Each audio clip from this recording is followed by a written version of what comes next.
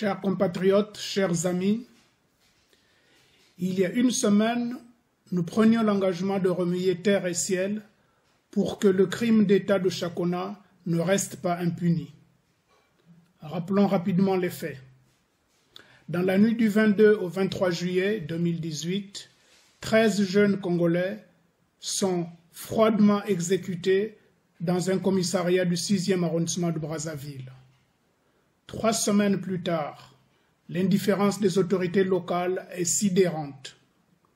Pas d'autopsie, pas d'enquête à l'horizon, pas même un seul mot de compassion du chef de l'État lors de son discours à la nation le 15 août, à l'occasion de la commémoration de l'indépendance du pays. Aujourd'hui, nous vous annonçons la mise en œuvre de la première mesure concrète de notre engagement, à savoir l'appel à la mobilisation de la solidarité nationale avec les familles éprouvées. En effet, comme annoncé lors de notre conférence de presse de vendredi 10 août à Paris, nous vous confirmons l'ouverture de la cagnotte pour la solidarité avec les victimes des violences policières au Congo. Pour participer à cette opération, il suffit de cliquer sur le lien qui apparaît en bas de l'écran et se laisser guider. Aucun montant n'est imposé, chacun fera le geste de son choix. Le paiement se fait par carte bancaire. À la fin de la transaction, vous pourrez choisir de rendre anonyme votre participation, c'est-à-dire non visible des autres participants. Si vous souhaitez payer par un autre moyen, chèque ou carte bancaire, cela est possible.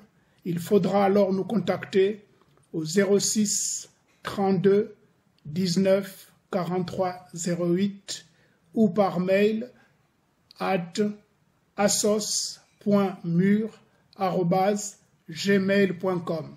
Je reprends pour le téléphone 06 32 19 43 08, pour le mail assos.mur@gmail.com.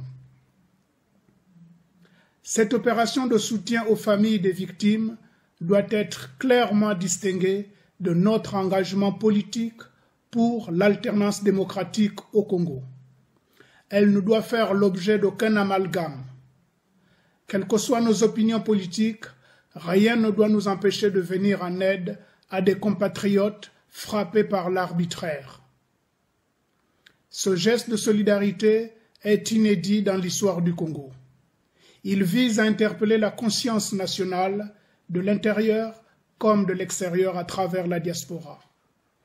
Il est de nature plutôt symbolique et n'a pas vocation à entrer en concurrence avec l'indemnisation que l'État doit aux familles éprouvées dans le cadre de sa mission régalienne d'assistance publique.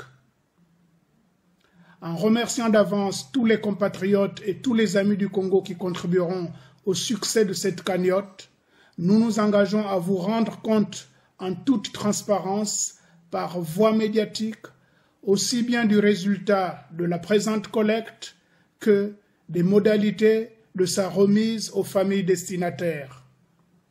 Merci infiniment au nom de ces familles, merci au nom de la nation congolaise tout entière, une et indivise, dont cette opération contribuera justement à affirmer la force de l'unité, à condition que ces filles et ces fils retrouvent, avant qu'il ne soit trop tard, le sens et le chemin de l'humanité, notamment l'humanisme, ce principe transcendantal qui distingue l'homme de l'animal et qui se dit dans nos langues nationales Bomoto ou Kimuntu.